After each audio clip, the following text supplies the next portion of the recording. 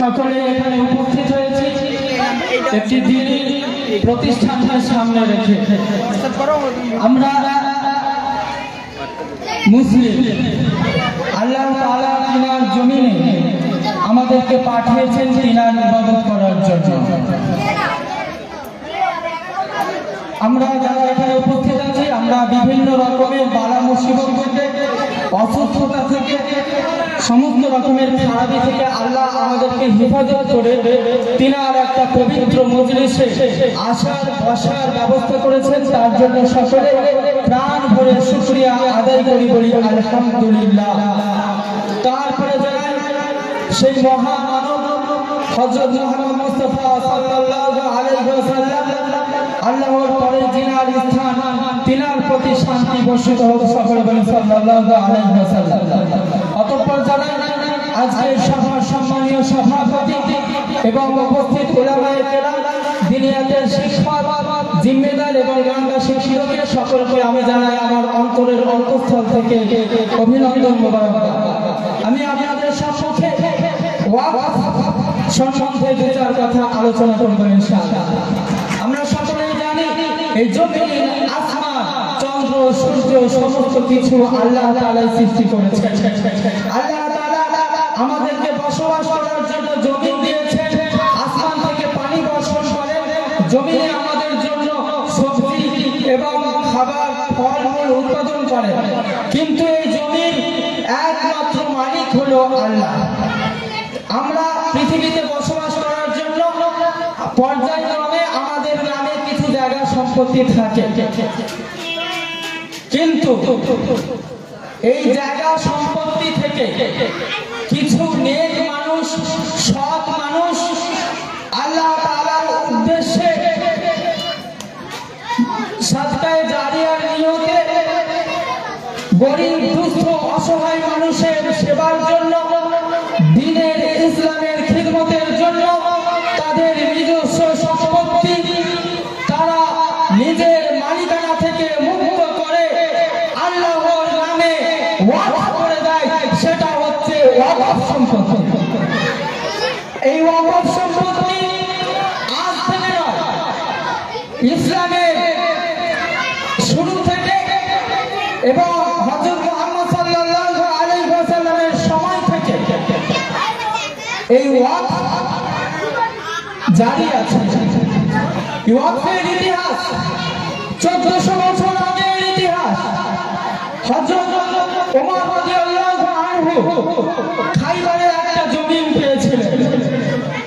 সেই জমিন সম্পর্কে নবী সাল্লাল্লাহু আলাইহি ওয়াসাল্লামকে বললেন, হে নবী, আমি খাইবারে একটা জমি পেয়েছি, এই জমিটা খুব সুন্দর, খুব পজিশন, এই জমিটা আমি কি করব?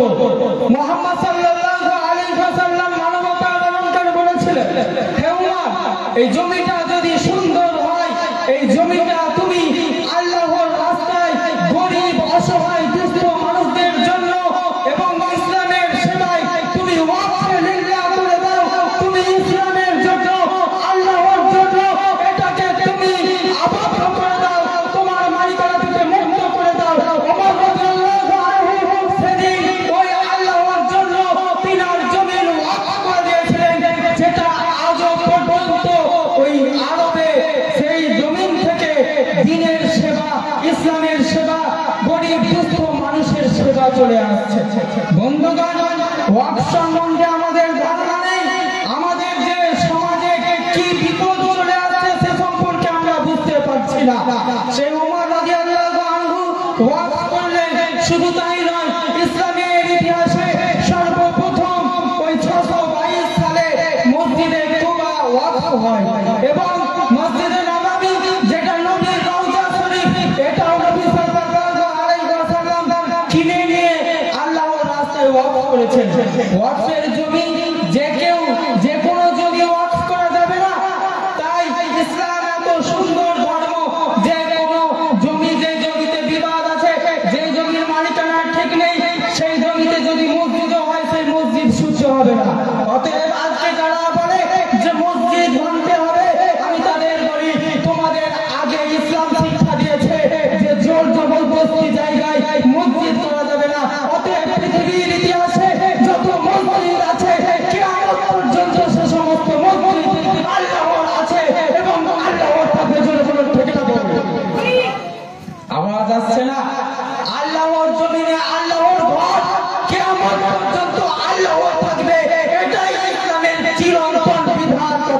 যাব। অতএব কেউ যদি বলে যে আজকে তোমাদের ওয়াকফের যে আইন আছে সেই আইনটা সংশোধন করতে হবে, আমি তাদের বলি শুনে নাও, এটা মুসলিমদের বাপ খেলা সম্পত্তি, তোমার বাবার সম্পত্তি নয়, এটা আল্লাহর সম্পত্তি। আমার পূর্বপুরুষরা ইসলামের জন্য, মাদ্রাসার জন্য, মসজিদের জন্য, মক্তবের জন্য, গোরস্থানের জন্য, ঈদগাহের জন্য, খানকার জন্য, দরগার জন্য তারা তাদের নিজস্ব মালিকানা থেকে আল্লাহর রাস্তায়, আল্লাহর জমিনে ওয়াদা করে গেছে।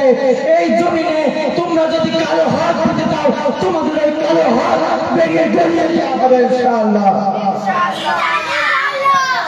কারণ এনার সেই সময় এ সমাজকে বলতে হয়নি, এ সমাজ জেগে গেছে, এ সমাজ আন্দোলনের রাস্তায় নেমে পড়েছিল। কারণ ভিটে মাটির সময় হয়ে গিয়েছিল, ভিটে মাটির ছাড়ার প্রতিষ্ঠান চলে এসেছিল। ওই জন্য এনআরসি বিরোধী আইন আজও পর্যন্ত কার্যকর করেনি সরকার। তারপরে কৃষি আইন এনেছিল, কৃষি আইন প্রত্যাহার করতে হয়েছে। কিন্তু মুসলমান তুমি সজাগ হয়ে যাও, তোমার জমির জন্য, তোমার বাড়ির জন্য, তোমার বাস্তুর জন্য তুমি যদি পথ রাখতে পারো, আজকে মসজিদ, মাদ্রাসা, খানকা, দরগা, ঈদগাহ যেগুলো আছে এইগুলো যদি এই ওয়াকফ সংশোধনীতে পাস হয়ে যায়, তাহলে সিজদা দেওয়ার জায়গা থাকবে না।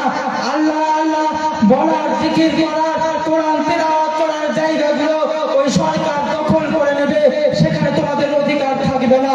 তাই আমি মুসলিম সমাজকে সজাগ করার জন্য আমি অনুরোধ করছি, আল্লাহর জমিনে হাইয়া আলাস সালাহ, হাইয়া আলাল ফালাহ আওয়াজ কিয়ামত পর্যন্ত জারি থাকবে। কারণ আমরা অবৈধ জায়গা, জবরদস্তি জায়গাতে আমরা মসজিদ বানাই না। আজকে এই ওয়াকফ সম্পত্তি নিয়ে পাইতারা চলছে। আমি সেই ষড়যন্ত্রকারী, ধর্ম নিয়ে রাজনীতিকারী ওই সরকার, ওই দলকে জানিয়ে দিতে চাই যে ভারতবর্ষের মুসলিম ইন্ডিয়া গেটে চলে যাও, 65,000 মুসলিমের নাম আজও পর্যন্ত জল করছে। তোমার ক্ষমতা নেই ওই ইন্ডিয়া গেট থেকে একটা মুসলিম ওই স্বাধীনতা সংগ্রামীর নামকে মুছে দেয়া। অতএব এই দেশ আমাদের পূর্বপুরুষরা তাদের জান মাল কুরবানি করে এই দেশকে স্বাধীন করেছে। ভারতবর্ষের সংবিধান জাতি, ধর্ম, বর্ণ নির্বিশেষে প্রত্যেকটা ধর্মের ধর্মীয় অধিকার সমানভাবে নির্দিষ্ট করেছে। আজকে এই সরকার নিজেদের ব্যর্থতা ঢাকার জন্য শুধু ধর্মীয় ইস্যু, একটা ইসলাম বিরোধী ইস্যু আনার চেষ্টা করছে, শুধু যেন সংসদটা একটা ইসলাম বিরোধী সংসদ হয়ে দাঁড়িয়েছে। কখনো 370 ধারা তুলে দাও, কখনো ট্রিপল তালাক মামলা, কখনো এনআরসি, আবার এখন শুরু হয়েছে ওয়াকফ নিয়ে। আমি বলতে চাই, হে আমার মুসলমান জাতি, হে আমার মুজাহিদ বাহিনী, হে আমার ইসলাম দরদি বন্ধু, এই মাদ্রাসা, মসজিদ, কবরস্থান, ঈদগাহ, এই যে কোটি কোটি টাকার সম্পত্তি যেগুলো আছে আমাদের পূর্বপুরুষরা ধর্মের জন্য, ইসলামের জন্য দিয়ে গেছে, এগুলো যাতে হাতছাড়া না হয়ে যায়, তার জন্য আমাদের বিভিন্ন সংগঠন, বিভিন্ন নেতা, আমাদের এই হাফেজ সিদ্দিকুল্লাহ সাহেব আছেন, ইনিও একজন প্রতিবাদী কণ্ঠ, ইনিও ইসলামের উপরে আঘাত আসলে গর্জে ওঠেন। এইরকম সংগঠনগুলো প্রতিবাদ করে চলছে। তাই আগামী 20 নভেম্বর বেগরি চৌরাস্তায় জমিয়তে উলামায়ে হিন্দের পক্ষ থেকে কলকাতায় একটা সমাবেশের ডাক দেওয়া হয়েছে। সেই সমাবেশের প্রস্তুতি স্বরূপ এই বেগরি চৌরাস্তায় ওই মাগরিবের পর থেকে একটি জনসভা হবে। আমি তাতে জাতি এবং আমাদের রাজনৈতিক মতভেদ, ভেদাভেদ দূরে সরিয়ে ইসলামের জন্য সকলকে এক হয়ে রাস্তায় নামার জন্য অনুরোধ করছি। এই বলে আমি আমার ক্ষুদ্র বক্তব্য শেষ করছি। আমাদের মাঝে উপস্থিত হয়ে গেছেন তরুণ, তেজস্বী, যুক্তিবাদী বক্তা জনাব হাফেজ মাওলানা সিদ্দিকুল্লাহ সাহেব। উনি এখনই আপনাদের সামনে মূল্যবান বক্তব্য রাখবেন। আমি তাই আমাদের সমস্ত কমিটিবৃন্দ, গ্রামবাসীবৃন্দকে আমাদের এই আসন সংগ্রহ করার জন্য অনুরোধ করছি। ওনার বক্তব্যের পরেই শেষ দোয়া হয়ে আমাদের এই মজলিস শেষ হয়ে যাবে। এই বলে আমি আমার ক্ষুদ্র বক্তব্য শেষ করছি। ওয়া আখিরু দাওয়ানা আনিল হামদুলিল্লাহি রাব্বিল আলামিন।